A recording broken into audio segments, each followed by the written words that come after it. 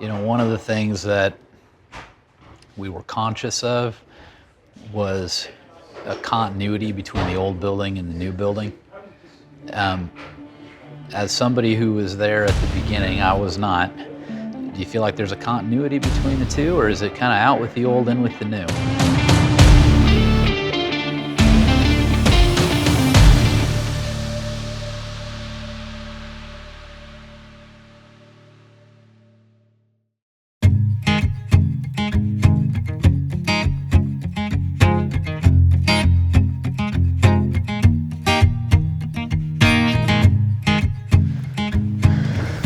We've got about 110 chairs, got 6 bar stools, and then 4 benches. Okay. All the same style. But part of what we did with this chair is we wanted to make it a contemporary design on a very traditional form. So the Windsor chair goes back about 300 years, and so it has a lot of the same joinery elements, but a much more refined and simplistic turnings and such. So what is the basic sequential process of constructing this chair?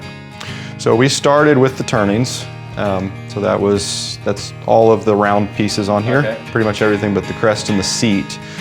Then the next step was to get these in the drying kiln because you wanted to remove all that moisture in the tenons. And then at that point, we moved on to, there's a lot of holes in these chairs. Right.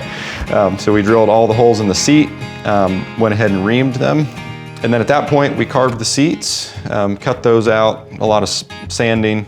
In the meantime, we were ripping plies. These are about, I believe it's 11 plies per crest. That means layers? Layers. And so those were resawn, and then we ran it through a thickness sander, and then obviously glued those and vacuum pressed those.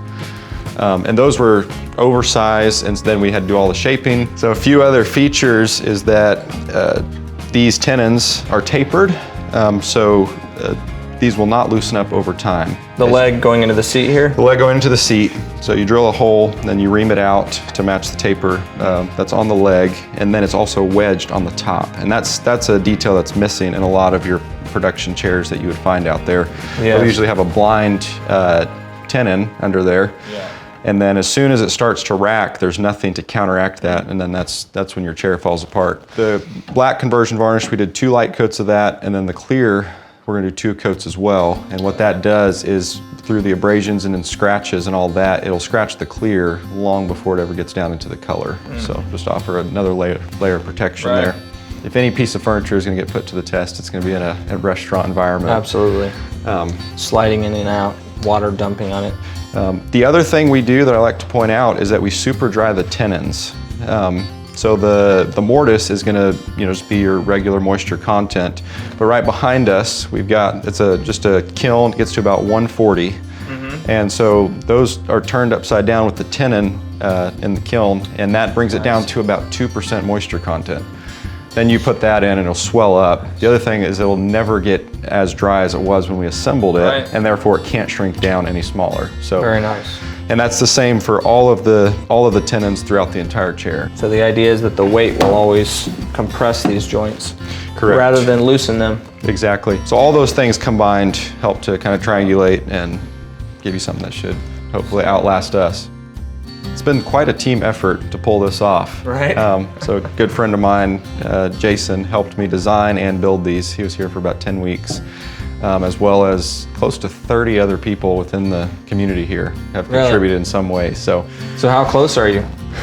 they're all assembled, and most of them are painted black, and then we're gonna go back with 2 additional top coats. Is it 5 days? I think some of us are counting hours at this point. If you count hours, it's a bigger number, so it's more comforting. It's beautiful. So I'm sure we'll each have an opportunity to sit in them periodically in the new cafe. looking forward to it. Yeah. Thank you guys. Absolutely. It's awesome. Absolutely. I'll see you around. Okay, see ya.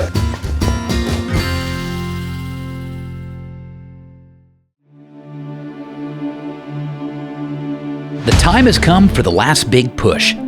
We've stopped counting days and are now counting in hours and minutes until our first guests arrive.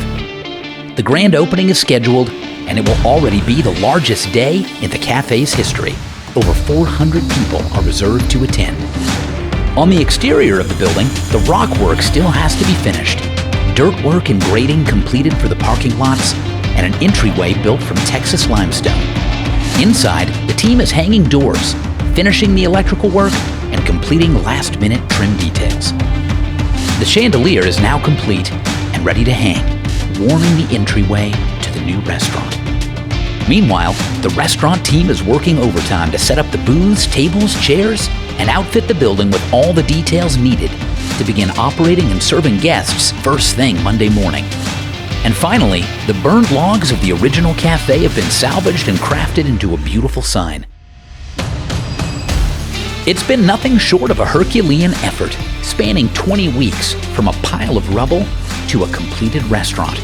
Over 300 people have participated in the project, totaling over 100,000 hours. Zane and Tim, along with the team, have accomplished something nearly impossible. Many times along the way, we wondered if we'd actually reach this goal. And now, finally, we're finished.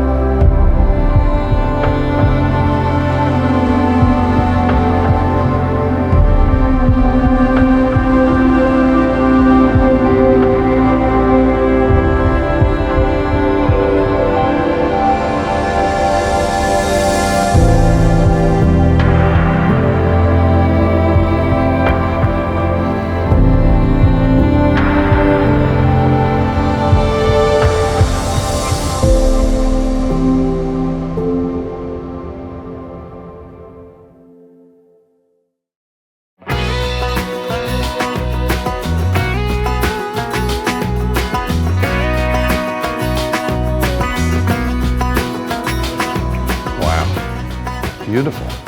Looks great. It works, doesn't it? Yeah, I was worried about a massive roof, blank roof, but the dormers really do it. They break it up, and it's wonderful proportions. The front porch like the originals. All these windows and doors were handcrafted right there at the Heritage Furniture Shop. We were here 20 weeks ago, standing in the ashes and ruins, and 20 weeks later, Unheard of. I mean, and to achieve that level of craft. yes. It's hard to imagine that. Making beauty from ashes. Yes, sir. It's wonderful. Now, I will say that some people have joked and said, are these railings or are they hitching posts for elephants and rhinos? But you know, I saw that and I said, perfect. Because if you had put the small log railings from the original, they would have looked so out of place. Yeah. Everything moved up in proportion, and it's perfect. It mirrors the first building. We wanted to capture the cabin feeling in the middle section, but we proposed doing the main wings out of limestone. I love that. It brightens it up. It's Texas. Yeah. It's the Texas Hill Country limestone, which we're right here on a fault of limestone, geological fault, and it's beautiful. Right after it burnt, you told me a lot of rebuilds don't capture the original feeling. Yes. You said make sure you capture the original feeling. Yep. So I think by far you did. You exceeded the quality, and the feeling is there even more so. I think you got it.